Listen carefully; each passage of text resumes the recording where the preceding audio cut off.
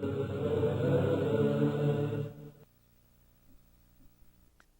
جل لبیک مولا، اللہ جل لبیک مولا، اللہ جل لبیک مولا، اللہ جل لبیک یا مولانا یا صاحب الزمان لبیک الغوث الغوث ادرکنی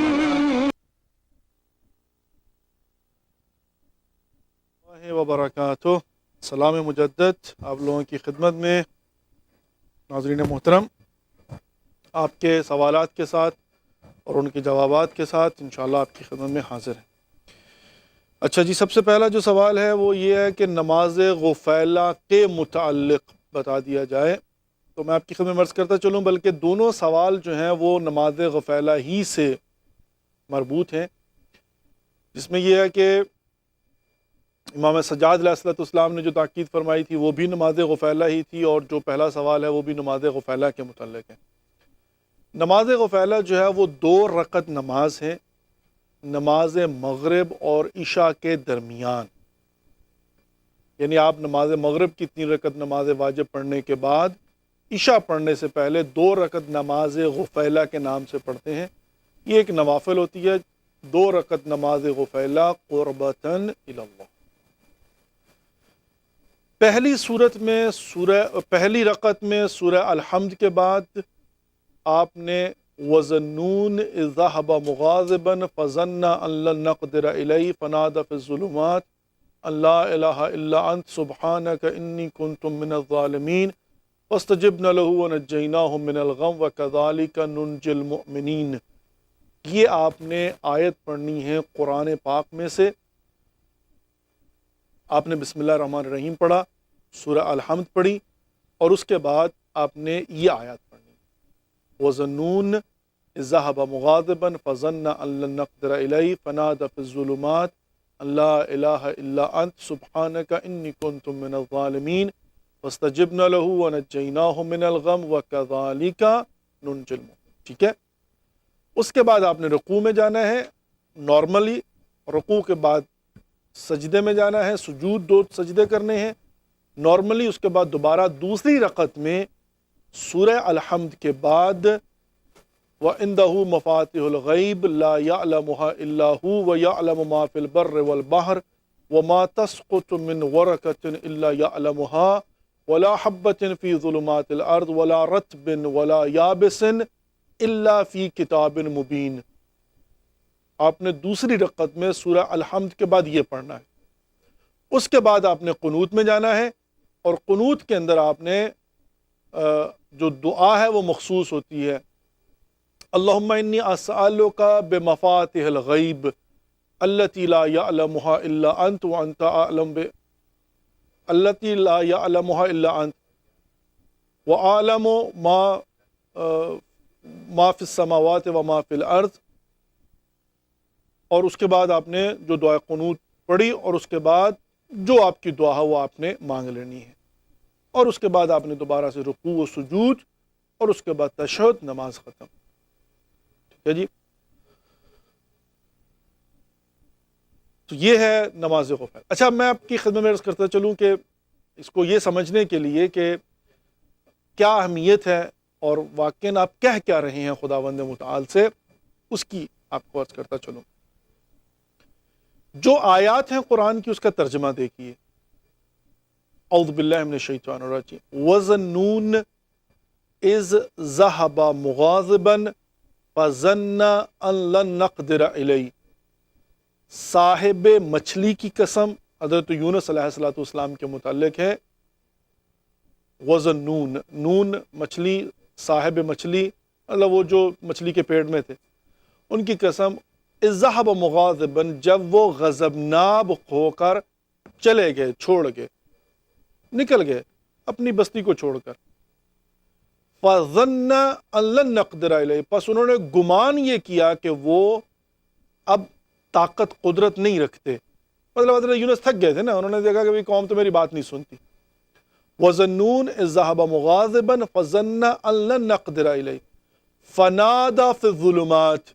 اب اس کے اگلے کیا ہے کہ ظاہر ہے جب وہ چھوڑ کر چلے گئے اور پھر وہ پورا عذاب کا قصہ ہوا، اب اگلی بات خداوند متعال فرما رہا ہے فنادى فی الظلمات، تو پس انہوں نے اندھیروں میں سے، یعنی وہ جو مچھلی کے پیڑ کے اندر گھپ اندھیرا ہے وہاں سے، فنادى فی الظلمات پکار کر کہا اندھیرے میں سے، فنادى فی الظلمات ان لا الہ الا انت سبحانک انی کنت من الظالمین، پروردگار تیرے سوا کوئی خدا نہیں، اور کیا کہنے تیری قدرت کے، میں ظلم کرنے والوں میں سے تھا، انی کنت من الظالمین، یعنی اب انہوں نے وہ جو چھوڑ کر گئے تھے، فاستجبنا لہ، پس ہم نے اس کی دعا کو سنا، فاستجبنا لہ ونجیناہ من الغم، اور ہم نے اس کو غم سے نجات دی، وکذالک ننجی المؤمنین، اور ہم ایسے ہی مومنین کو نجات دیتے ہیں۔ تو یہ آپ نے پڑھنی ہے پہلی رکعت کے اندر سورہ الحمد کے بعد، تو اس کا ترجمہ ذہن میں رکھیے، آپ کو زیادہ اثر ہوگا۔ وَظَنُّونَ إِذْ ذَهَبَ مُغَاضِبًا فَظَنَّ أَن لَّن نَّقْدِرَ عَلَيْهِ فَنَادَىٰ فِي الظُّلُمَاتِ أَن لَّا إِلَٰهَ إِلَّا أَنتَ سُبْحَانَكَ إِنِّي كُنتُ مِنَ الظَّالِمِينَ فَاسْتَجَبْنَا لَهُ وَنَجَّيْنَاهُ مِنَ الْغَمِّ وَكَذَٰلِكَ نُنجِي الْمُؤْمِنِينَ۔ اس کے بعد دوسری رکعت میں وَعِندَهُ مَفَاتِحُ الْغَيْبِ لَا يَعْلَمُهَا إِلَّا هُوَ وَيَعْلَمُ مَا فِي الْبَرِّ وَالْبَحْرِ وَمَا تَسْقُطُ مِنْ وَرَقَةٍ إِلَّا يَعْلَمُهَا، اس کے پاس ہے خزانوں کی، وَعِندَهُ مَفَاتِحُ الْغَيْبِ، غیب کے چابیاں، لا يَعْلَمُهَا إِلَّا هُوَ، اس کے سوا کوئی نہیں جانتا، وَعِندَهُ مَفَاتِحُ الْغَيْبِ لَا يَعْلَمُهَا إِلَّا هُوَ وَيَعْلَمُ مَا فِي الْبَرِّ وَالْبَحْرِ، وہ جانتا ہے کہ خشک و تر کیا ہے، وَمَا تَسْقُطُ مِنْ وَرَقَةٍ إِلَّا يَعْلَمُهَا، اور کوئی پتا بھی جو ہے وہ درخت سے نہیں ہلتا جب تک کہ سیکے را بیزن ہے جی، و بعد چہار بیزن و برگردون، آره خب حالا دوباره برگردون، سیکه بزن دوباره،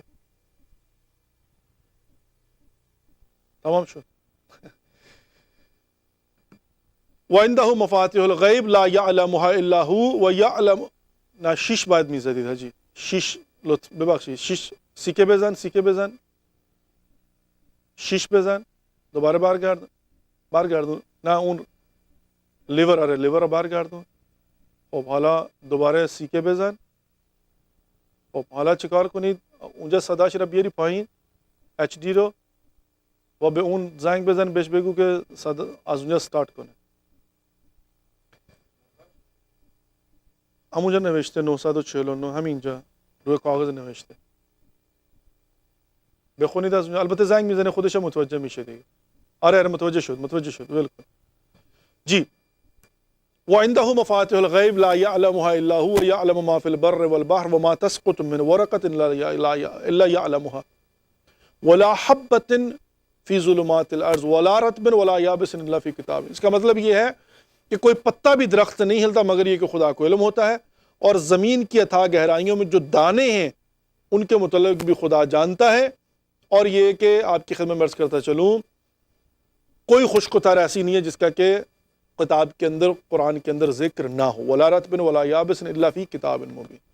اور پھر وہاں پر جا کر کے اللہم انی اسألک بمفاتیح الغیب التی لا یعلمها الا هو ویعلم ما فی البر وما فی البحر، اور پھر یہ کہ اللہ تصلی علی محمد وآل محمد وتفعل بی، یہاں پر یہ ہے کہ پروردگار محمد و آل محمد پر درود بھیج، اور یہ کہ میرے لیے یہ جو بھی آپ نے دعا مانگنی ہے وہ مانگی، اور اس کے بعد ہے اللہم انت ولی نعمتی وتعلم حاجتی فاسألک بحق محمد وآل محمد حتی، جب تک کہ میری دعا کو قبول نہیں کرتے، رائٹ۔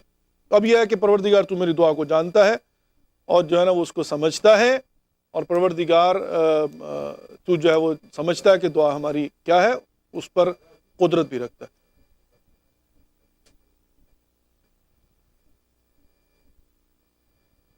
جی تو عرض کر رہا تھا کہ آپ کی خدمت میں عرض کرتا چلوں،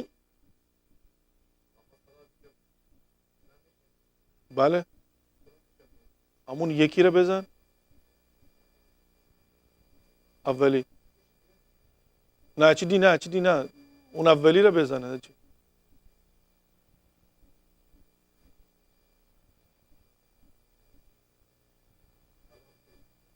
خب ما باقی رو پایین بیار دیگه همش، فقط یه دونه بذار بالا، اون HD هم بیار پایین. انتہائی معذرت خواہ ہوں. خوب تو عرض کر رہا تھا کہ یہاں پر جو ہے وہ یہ 2 رکعت نماز آپ جو ہے نا پڑھتے ہیں، اسے کہتے ہیں نماز غفیلہ. ٹھیک ہے جی. تو جو بھی آپ کو اگر خداوند متعال توفیق دے کہ آپ نماز مغرب اور عشاء کے درمیان میں نماز غفیلہ پڑھ سکیں، 2 رکعت نماز ہے، مستحب ہے، اور یہ انسان کے گناہوں کو معاف کر دیتا ہے، یعنی صاف کر دیتی ہے. اور بالخصوص جیسے کہ میں نے عرض کی بھی کیا، میں انتہائی معذرت خواہ ہوں کہ وہ تھوڑا چونکہ کنٹرول روم میں وہ جو ہمارا فارسی والا ٹی وی اس کی بھی جو مشکلات ہوتی ہیں ہمیں حل کرنا پڑتی ہیں، انتہائی معذرت کے ساتھ. میرے حواس جو ہے نا تھوڑے اس طرف تھے. اینی وے 12ویں گردن پہ ان طرف. عرض یہ کر رہا تھا کہ 2 رکعت نماز غفیلہ مغرب اور عشاء کی نماز کے درمیان، پہلی رکعت میں سورہ الحمد، اس کے بعد یہ آیات، دوسری رکعت میں سورہ الحمد وہ آیات، اس کے بعد آپ نے قنوت کی دعا مانگنی اور رکوع و سجود کرنے، یہ ہوگی نماز غفیلہ. ٹھیک ہے جی. یہ ہے 2 رکعت نماز. اگلا سوال جو آپ کا تھا مہدی صاحب کا شکاگو سے کہ نماز نوافل اور قضا نمازیں بیٹھ کر پڑھی جا سکتی. دیکھیں مسئلہ یہ ہے، آپ کا وظیفہ ہے کھڑے ہو کر نماز پڑھنا. اگر کوئی مشکل ہو، یعنی اگر کوئی مشکل ہو تو آپ بیٹھ کر نماز پڑھ سکتے ہیں. یعنی ایسی صورت میں بیٹھ کر نماز پڑھی جا سکتی ہے کہ اگر انسان کھڑے ہو کر نماز پڑھ نہ سکے، نوافل بھی بیٹھ کر پڑھے جا سکتے ہیں اور قضا نماز بھی، اگر آپ کا وظیفہ بیٹھ کر پڑھنا ہے. لیکن اگر آپ کا وظیفہ جو ہے وہ کھڑے ہو کر پڑھنا ہے تو اب قضا نمازیں بھی آپ بیٹھ کر نہیں پڑھ سکتے. نوافل کے متعلق یہ ہوتا ہے، جو نوافل ہیں اس میں نہ فقط یہ کہ کھڑے ہو کر پڑھ لیں، بیٹھ کر پڑھ لیں، قبلہ رخ نہ بھی ہو تو پڑھ لیں، چلتے ہوئے پڑھ سکتے ہیں، ڈرائیونگ کرتے ہوئے پڑھ سکتے ہیں آپ. نوافل جو سنتیں ہیں، جو مستحب ہیں نوافل، اور نماز شب کے نوافل، اگر آپ گھر سے نکلیں مسجد میں نماز پڑھنے کے لیے جانا ہے، 10 منٹ پہلے نکلے، چلتے ہوئے راستے میں نوافل پڑھتے جائیں جب تک وہاں پر پڑھ جائیں آپ کے 8 رکعت نماز نوافل جو ہے نا پڑھی جائیں.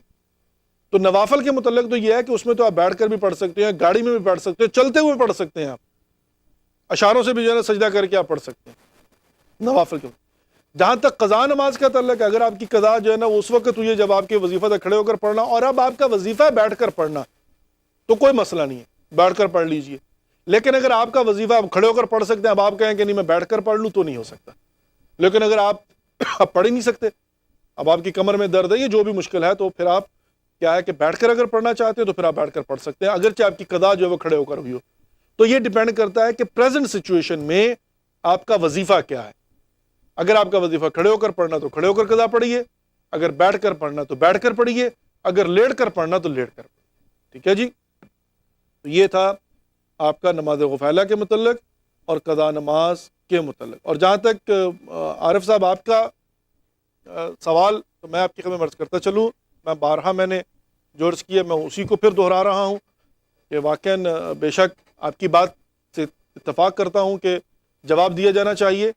لیکن پھر وہی بات ہے کہ ہم کیا اس پلیٹ فارم کو اس کے لیے یوز کریں، اور میڈیا سے جو ہے وہ تو میں نہیں سمجھتا ہوں کہ مطلب میری جو ہے نا وہ ناقص رائے جو ہے وہ یہ ہے کہ ہمیں ان مسائل کو یہاں سے ڈسکس نہیں کرنا چاہیے. مطلب میڈیا ہے ظاہر ہے، اور دنیا کے ہر طرح کے لوگ جو ہے نا وہ اس کو دیکھتے ہیں، تو میں سمجھتا ہوں کہ کنٹروورشل مسائل جو ہیں، اور ظاہر ہے جو لوگ ان مسائل کو چھیڑتے ہیں اس طرف سے بھی وہ بھی وہاں بھی ہیں، ان کا مقصد جو ہے نا وہ لڑائی کروانا ہے. وہ تو چاہتے ہیں کہ یہ معاملات جو ہے نا وہ اٹھیں اور اس سے جو ہے وہ ایک فتنہ و فساد جو ہے نا وہ کھڑا ہو. تو کیا ہم ان کی خواہش کو پورا کریں؟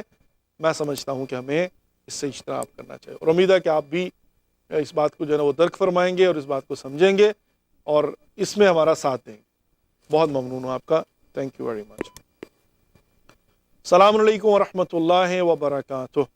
السلام علیکم مولانا صاحب. مجھے نا یہ دعائے قنوت ہے، اس میں جو عام نمازوں میں پڑھتے ہیں وہی نماز